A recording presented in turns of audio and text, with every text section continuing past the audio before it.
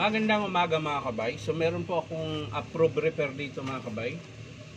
Job number niya mga kabay 39357. Ayan, ito po yun. Yung grass streamer. Ayan mga kabay. Grass cutter. So ang papalitan natin mga kabay, tulad ng in-estimate ko, ayan, housing po. Yung pinakaulo niya rito. Yan po yung papalitan natin.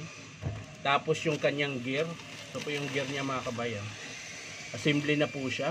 Ayan. Yung ano na lang ang kulang dyan, tansi, tsaka yung takip din. Ililipat ko na lang yung tansi niya. So yun po yung kakabit natin dito. So tara mga kabay, samahan nyo ako. So yan mga kabay, babanggitin ko lang yung part number.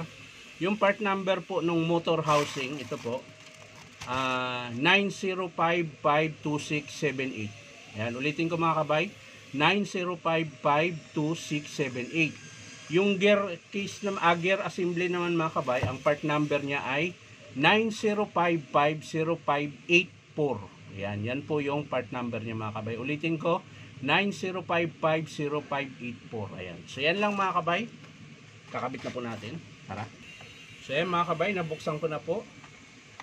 So lilipat na po natin yung kanyang bagong housing. Ayan. So ito po yung gear niya na luma mga kabay. Ayan, wala na pong ngipin.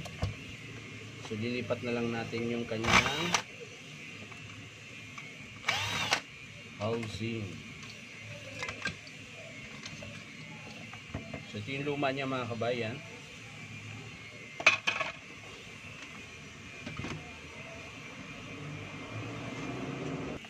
So yan mga kabay, kakabit na po natin yung kanyang bagong housing. So unahin lang po natin dito. Ayan. Unahin lang natin yung kanyang lock. Kailangan wag maipit yung kanyang nagtadyata.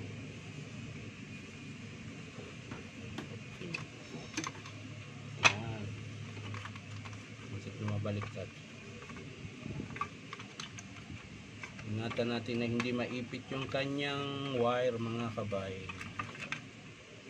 Ayan. Saka natin ibalik yung kanyang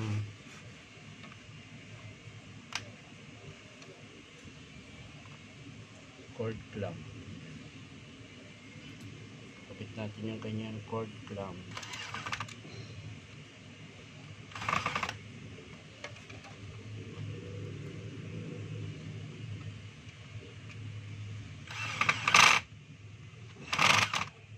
Nakabit na natin yung cord clamp. Lagay. Ito, hindi natin sinama dahil buo pa naman. So babalik lang natin yung luma niya mga kabay.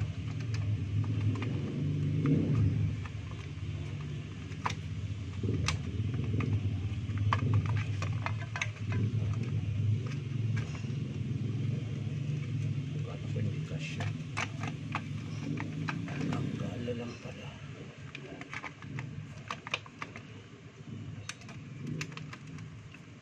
Pumasok. Wala namang iba. So yan mga kabay, lalagay lang natin yung kanyang gear. Ayan.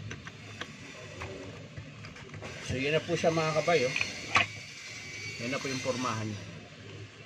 So matining na ang andar nito dahil napalitan na po natin yung kanyang gear. So babalik natin yung takip. At syempre yung kanyang mga screw.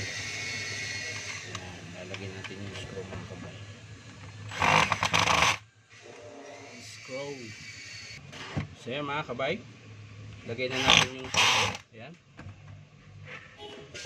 So papaandarin muna natin ng ganito mga kabay bago natin ilagay yung kanyang guard. Ayan, sasaksak po natin mga kabay. Papaandarin natin ng ganyan.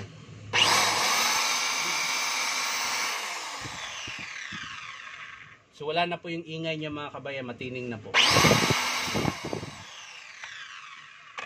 So lipat natin yung, kabit muna natin yung guard.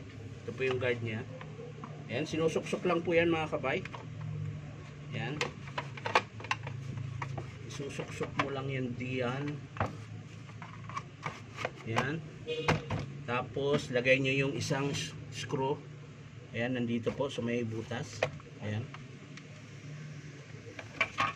Yan po yung pinakalock nya. Ayan. Hindi na po yung mabunot. Tapos yung kanyang guard.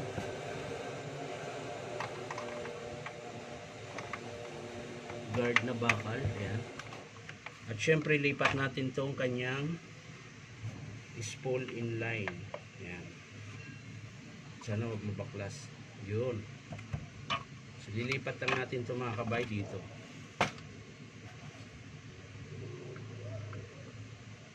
Yun. Ay.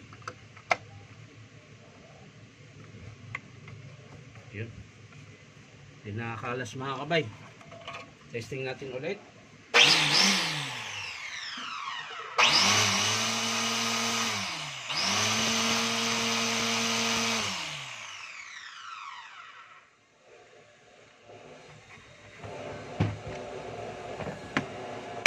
So ayan mga kabay, natapos na po nating palitan.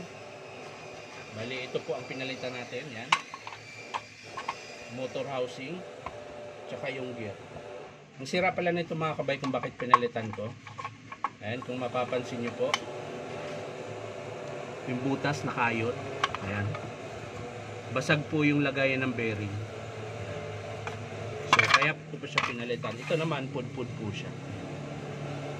So dire-diretso sigurong gamit. Kung nag-init na yung gear na bakal, ayan yun, nakayot. So yan lang mga kabay, maraming salamat sa panunood at pa-like and share na rin po. At syempre po, baka naman po pwedeng subscribe niyo po ito aking YouTube account na Inong Kabay. So maraming salamat mga kabay. Bye-bye.